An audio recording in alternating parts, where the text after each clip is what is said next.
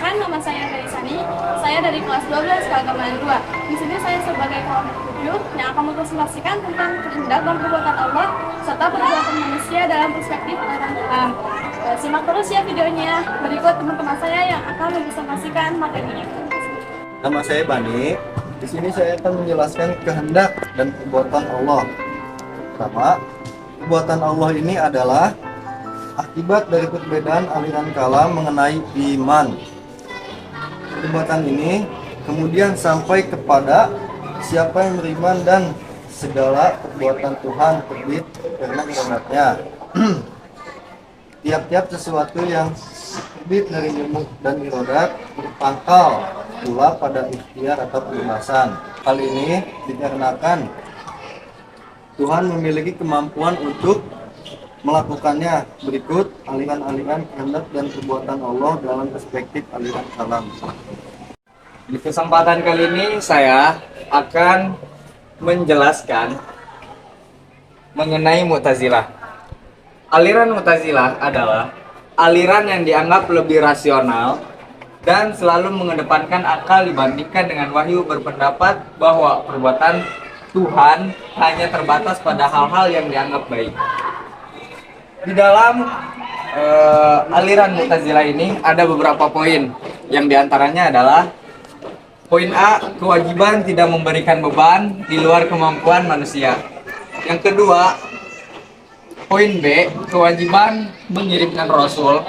Argumentasi mereka adalah kondisi akal tidak dapat mengetahui setiap apa yang harus diketahui oleh manusia tentang Tuhan dan alam gaib.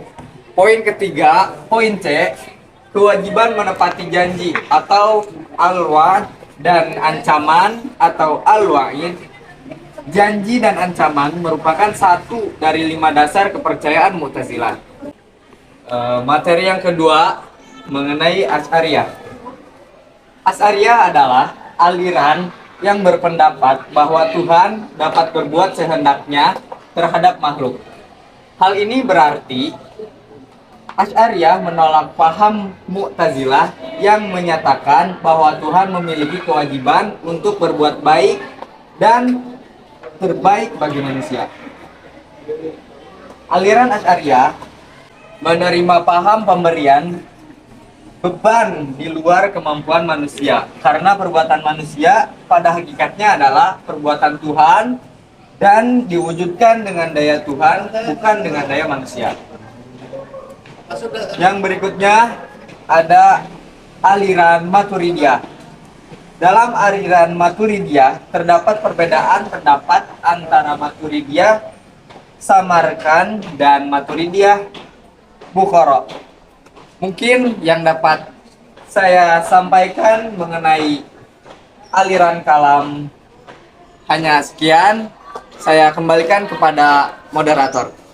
Assalamualaikum semuanya. Di sini saya akan menjelaskan kesimpulan dari materi yang sudah dibahas oleh teman-teman saya tadi.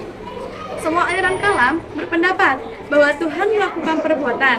Hal ini dikarenakan Tuhan memiliki kemampuan untuk melakukannya. Nah, dalam pembahasan tersebut dapat disimpulkan perbuatan Allah, di mana Asy'ariyah menyatakan tidak terkait dengan sebab Allah dan tidak dikenai pertanggungjawaban. Sedangkan Maturidiyah dengan redaksinya berbeda, lebih cenderung sejajar dengan pemikiran Mu'tazilah yang menyatakan bahwa dalam tiap perbuatannya pasti terdapat hikmah dan tujuannya. Karena mustahil Allah yang Maha Esa itu berbuat iseng dan tidak bijaksana. Nah, di sini ada perbuatan manusia dalam perspektif aliran kalam. Perbuatan manusia dalam pemikiran Asy'ariyah dan Maturidiyah memiliki pandangan yang sangat berbeda. Menurut Maturidiyah, perbuatan manusia itu semata-mata yang diwujudkan oleh manusia itu sendiri. Nah, dalam masalah ini, Maturidiyah lebih dekat dengan Mu'tazilah yang secara tegas mengatakan bahwa semua yang dikerjakan manusia semata-mata diwujudkan oleh manusia itu sendiri. Nah, di sini saya akan menjelaskan tentang contoh atau implementasi dalam kehidupan sehari-hari tentang materi presentasi yang kami presentasikan hari ini. Nah, kalau untuk kehendak manusia itu, kehendak atau satu kehendak yang ada di manusia itu sendiri terhadap aliran-aliran yang sudah dijelaskan oleh teman-teman saya tadi, Nah, dia itu yakinnya kemana atau dia itu pahamnya kemana?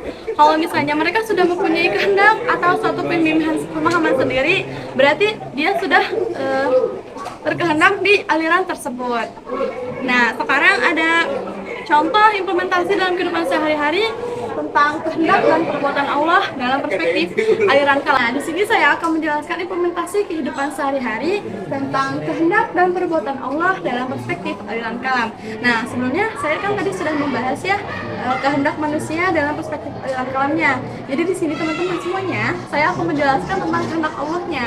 Nah, contoh kehendak Allah dalam perspektif aliran kalam atau bisa kita sebut dalam keseharian aja ya.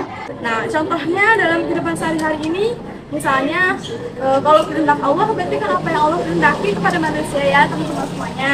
Nah, misalnya contohnya ada salah satu keluarga yang telah diuji oleh Allah dalam ekonomi rumah tangganya.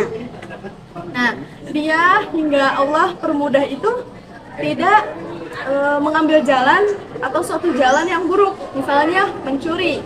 Jadi dia lebih memilih untuk sabar, bahkan dia tidak bisa makan kesehari-hariannya atau bahkan tidak bisa menafkahi keluarganya. Tapi dia selalu bertawakal kepada Allah. Dia yakin kepada Allah bahwa Allah akan memudahkan segala urusannya. Hingga pada saatnya Allah itu kasih jalan permudah untuk keluarga tersebut, dan sampai saat ini keluarga tersebut selalu yakin bahwa Allah akan menolong kita dalam kesulitan apapun. Cukup sekian yang bisa saya sampaikan. Assalamualaikum warahmatullahi wabarakatuh. Saya Najwa Mila. Di sini saya akan menjelaskan tentang perbuatan manusia dalam perspektif aliran kalam. Yang pertama ada perbuatan manusia adalah suatu hal yang diciptakan oleh dirinya sendiri dan pada orang lain yang sehat akal dan panca inderanya. Berikut ini adalah pandangan aliran kalam mengenai perbuatan manusia. Yang pertama ada aliran Jabariyah. Aliran Jabariyah terbagi ke dalam dua sekte aliran dalam memandang perbuatan manusia. Yang pertama ada aliran Jabariyah ekstrim, yang kedua ada aliran Jabariyah moderat. Aliran yang kedua ada aliran Mu'tazilah. Aliran Mu'tazilah ini sepaham dengan aliran Qadariyah dalam persoalan perbuatan manusia, di mana mereka memandang bahwa Tuhan memiliki sifat bijaksana dan adil, maka tidak mungkin ia berbuat zalim. Yang ketiga ada aliran Asy'ariyah. Aliran Asy'ariyah ini berpendapat bahwa perbuatan bisa terwujud dengan dua daya, yakni daya manusia dan daya Tuhan. Aliran yang keempat ada aliran Maturidiyah. Aliran Maturidiyah ini terbagi ke dalam dua golongan. Yang pertama ada Maturidiyah Samarkand. Maturidiyah Samarkand ini berpendapat bahwa perbuatan manusia adalah ciptaan Tuhan. Aliran ini juga mempertemukan antara perbuatan manusia sebagai kudrat Tuhan dengan ikhtiar manusia. Yang kedua ada Maturidiyah Bukhara. Maturidiyah Bukhara ini dipimpin oleh Al-Bajdawi menyatakan bahwa perbuatan manusia bukanlah perbuatan Tuhan, akan tetapi perbuatan manusia adalah ciptaan Tuhan. Dan yang kedua, Al-Bajdawi ini dalam Maturidiyah Bukhara menyatakan bahwa manusia tidak mempunyai daya untuk melakukan perbuatan. Hanya Tuhanlah yang dapat menciptakan, dan manusia hanya dapat melakukan perbuatan yang telah diciptakan baginya. Dan berpandangan bahwa akal manusia hanya dapat mengetahui adanya Tuhan serta baik dan buruknya. Sekian dari saya, terima kasih. Wassalamualaikum warahmatullahi wabarakatuh. Nah, jadi segini aja ya teman-teman semuanya untuk presentasi yang bisa kami sampaikan dari kelompok 7 ini. Dan kertasnya. Wassalamualaikum warahmatullahi wabarakatuh.